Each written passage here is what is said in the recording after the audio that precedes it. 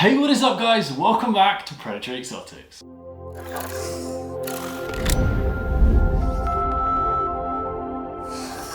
So today I'm bringing you guys another care guide on a mantis, and this mantis is the Devil Flower Mantis. So this mantis is actually infamously known for its high price and difficulty to keep and breed. So this is why I'm going to be giving you guys a care guide on how to keep this amazing species. This species can be found in Africa and most notably in Tanzania. The one unique feature about this mantis is that they actually require heat and they bask, but we'll get into the temperatures in a minute. So let's talk about the appearance of the Devil Flower Mantis. This is a beautiful species and it actually has one of probably the most amazing displays in defense mechanism. It's also noticeably got a big shield on its back, which is also quite well known for. As you can see when I give you this close up, our Devil Flower Mantis is white, has some green patches, and on the inner sides of its arms it's actually a dark black. This personally is one of my most favourite mantis species that I keep as of right now. So let's get into the care guide.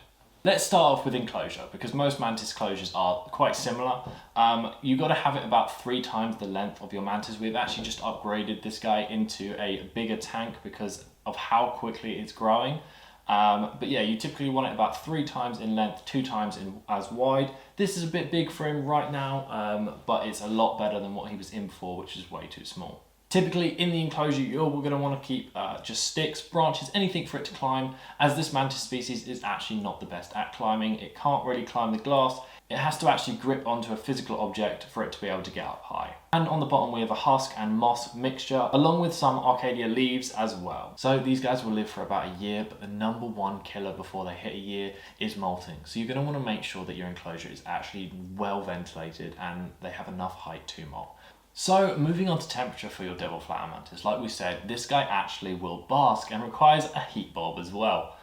So this guy you're going to want to keep at around 35 degrees, almost 100 degrees Fahrenheit, which is crazy for a actual mantis itself. But this is where you're going to want to keep it. Anywhere between 32 and 35 we feel is the best range for it.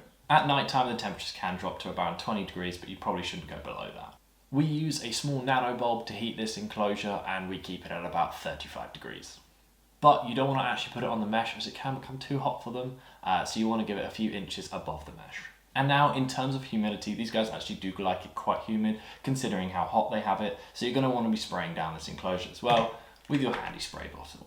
So let's talk about food. Now food I feel is one of the hardest ones with this mantis species. Although other mantis will actually eat other foods, this guy will only eat flies. So starting off with fruit flies when they are younger and then moving up to blue bottle flies. This guy was actually known to reject any other food. We've tried feeding it crickets and as soon as it realizes what it's picked up, it drops it back down straight away.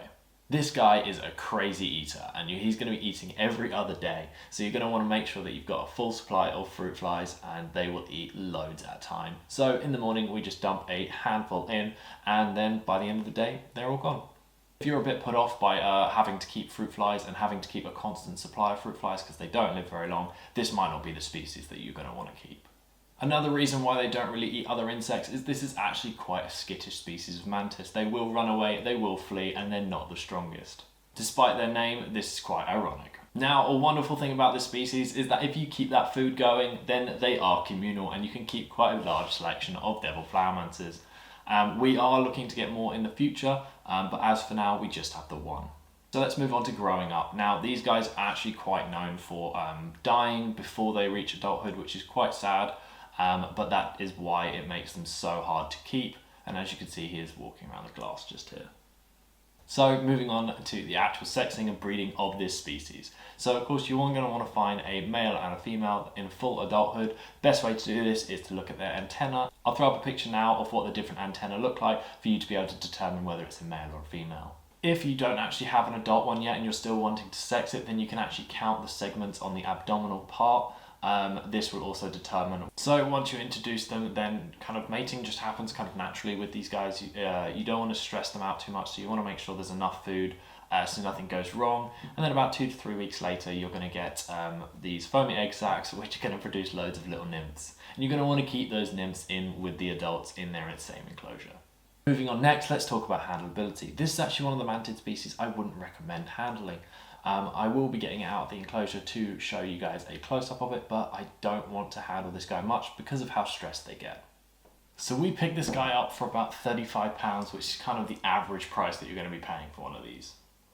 So I don't think there's anything else I can tell you about this species. It is a wonderful species, a wonderful step up if you're in the mantid keeping game.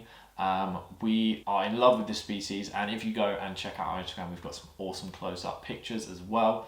It's a wonderful species and I would recommend it. It's just more for the advanced keeper, so keep that in mind before you buy it. We're looking to get more, but they're really hard to find right now. Even online, we can't seem to find them in our local area.